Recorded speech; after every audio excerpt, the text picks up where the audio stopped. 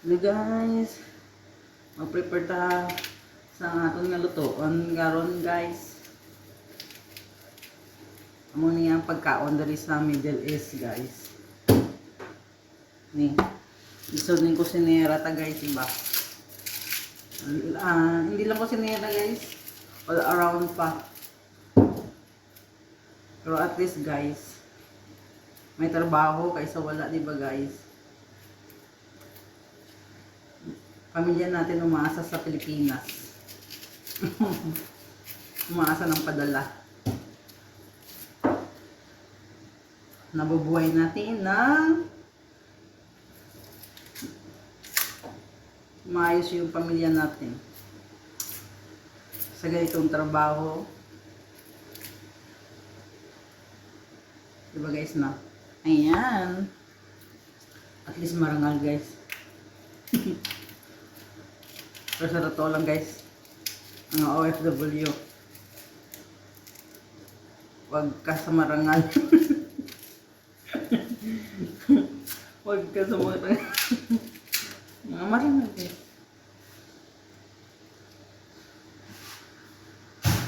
I'm just joking only. Ayan. Ang lulutuin natin ngayon, yung rice adas nila guys. Alam niyo yung rice adas nila? Siyempre hindi nyo pa alam yan. Siguro sa iba hindi pa alam.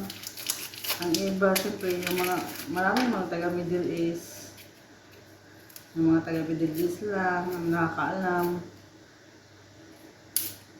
Pero bawat Middle East guys, country, iba-iba naman yun. Iba-iba yung tawag nila. Iba-iba din yung style ng pagluto. Kahit sa ingredients, iba. Yan. Iba-iba. Eh, siyempre, iba-iba din yung nagluluto, di ba guys? Siyempre, iba-iba talaga. Ayun na lang. Yan.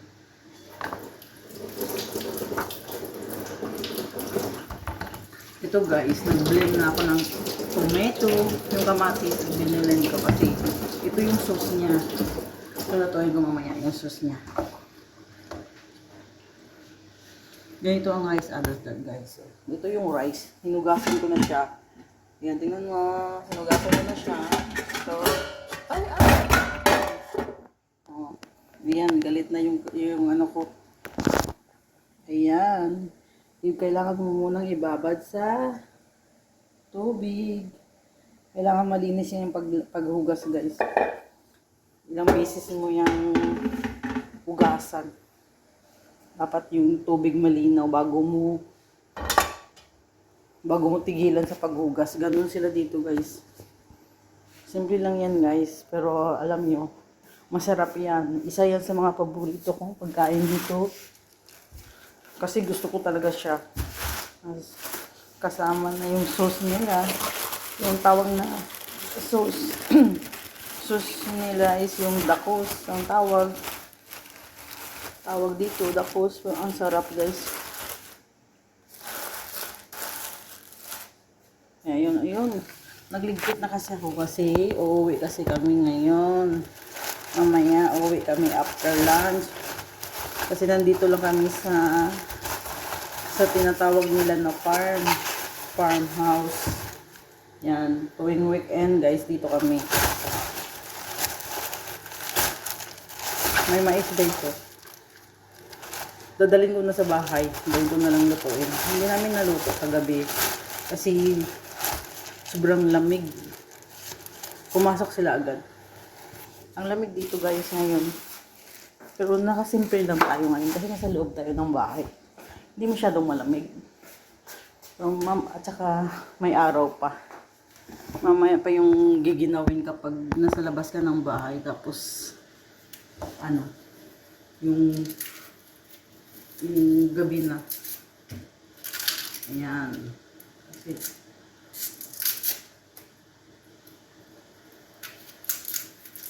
magbalat tayo ng best friend ko guys. Best friend ko tong sibuyas. Bakit ko siya best friend, no? Best friend ko talaga siya as in. Siya lang yung best friend ko na pinapaiyak ako. Lahat naman siguro tayo no, umiiyak nito. Ayan, dalawa ngayon yung recipe namin guys. Isa yung macaroni laham.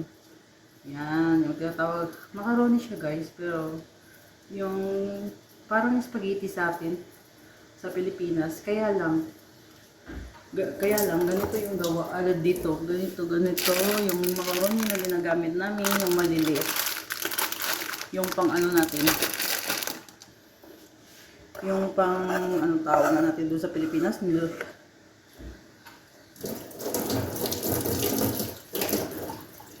nakalimutan ko na guys kung ano nga yun. Hindi na kasi ako nakauwi ng Pilipinas. At saka, macaroni sa ano nga yun? Macaroni salad, di ba guys? Ano ba yun? Tama ba yun guys?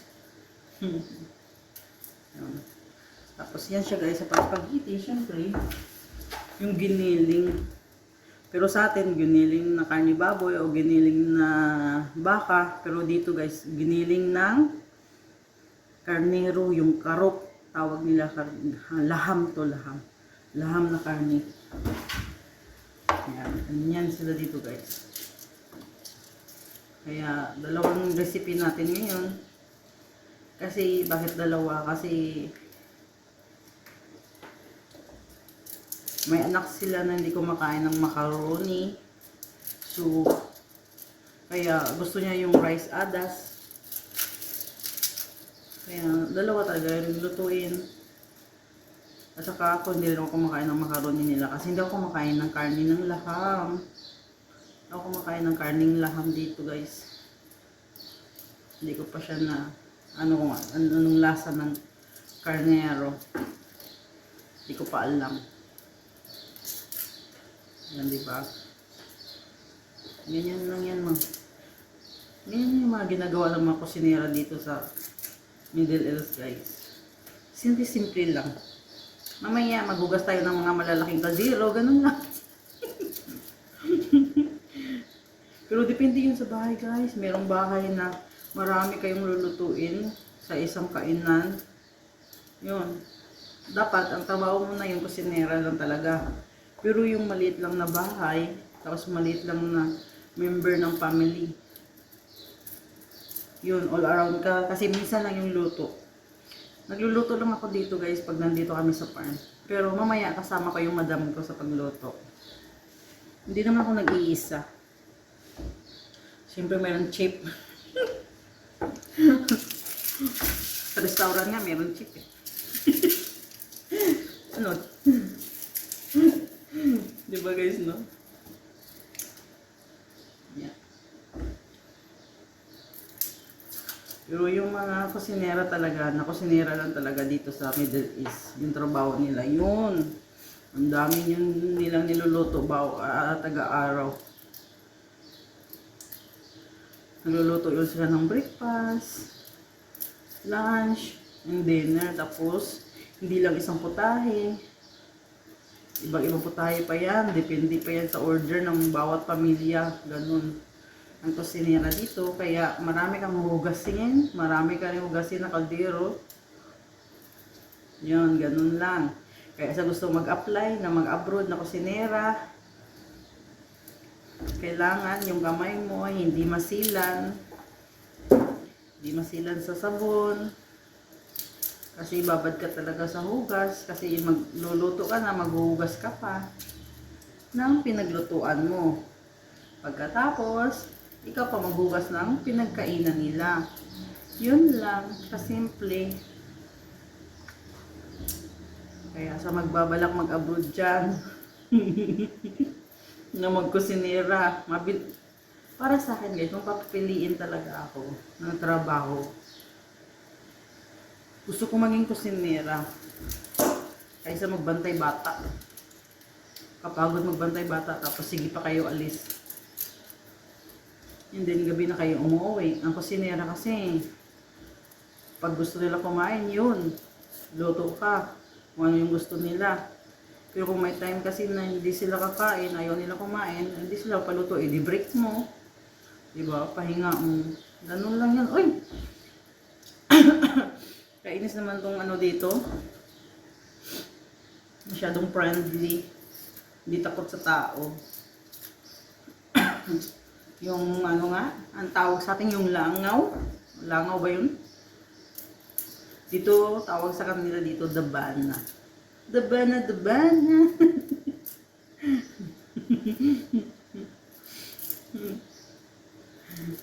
Ay nako guys. Ayan, sumusubok na naman tayo sa paggagawa ng video sa YouTube. Itong channel ko guys, matagal na kaya lang iniwanan ko. Kasi iniwanan ko siya nung nagka-corona, yung season ng corona, doon ko siya naiwanan. Kaya ngayon, trying hard ako bumalik. Sana may manood ng video ko at sana may mag-subscribe, like and subscribe, 'di ba guys? Ayan. Pa-support naman ng channel. Wala ka naman makikita sa channel ko na iba guys, kundi mukha ko lang. Joke. Wala guys, i-share ko sa inyo yung buhay ng mga OFW dito. Ano ginagawa namin, kung ano yung trabaho namin dito, kung gaano kahirap, kung paano namin sinasaya yung araw namin, na kahit sarili namin kinakausap na lang namin. Diba guys, no? Diba? Pero kayong ganun. Wala. Mga OFW lang nakakagawa, no? Mabubulol na ako guys. Kasi natawa ako. Dude. Ulit. Diba? Huwag natin masyadong seryosuhin ng bagay-bagay. Mukha naman tayong hindi ka nakakaseryoso.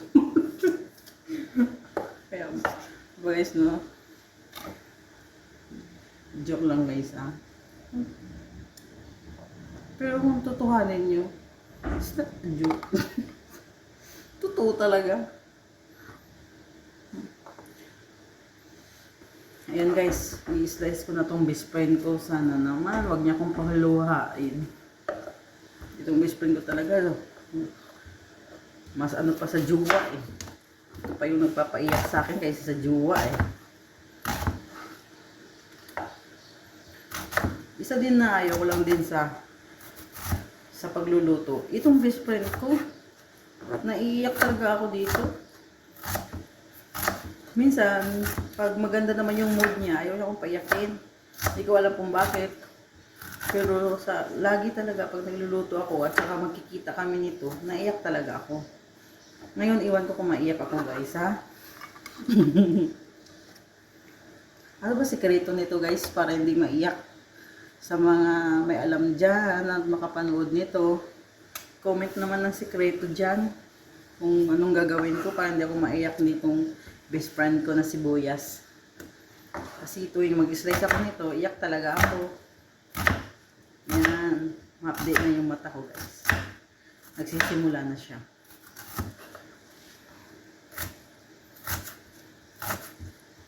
Diba guys? Masarap nyo lang hiwain. Pag-slice natin maliliit para pagluto mamaya, parang dikit lang siya sa rice. Itong onions, yung sibuyas. Ayan. Magsisimula na. Magsisimula na. Ayan.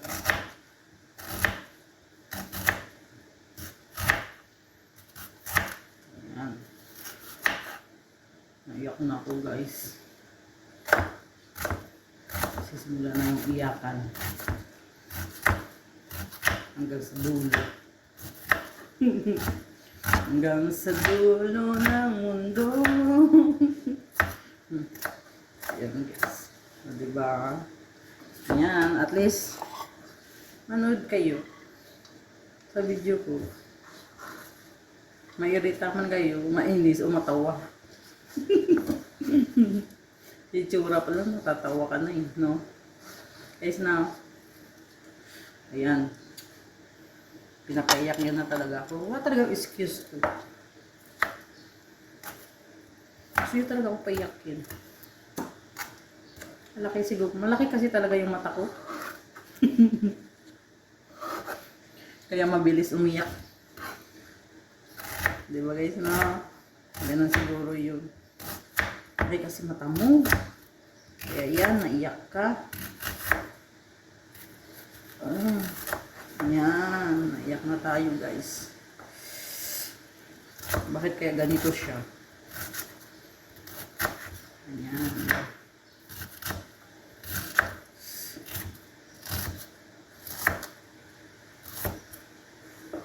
Sa may mga sekreto dyan kung paano huwag umiyak sa pag-slice ng sibuyas. Paki-comment naman kung anong gagawin ko.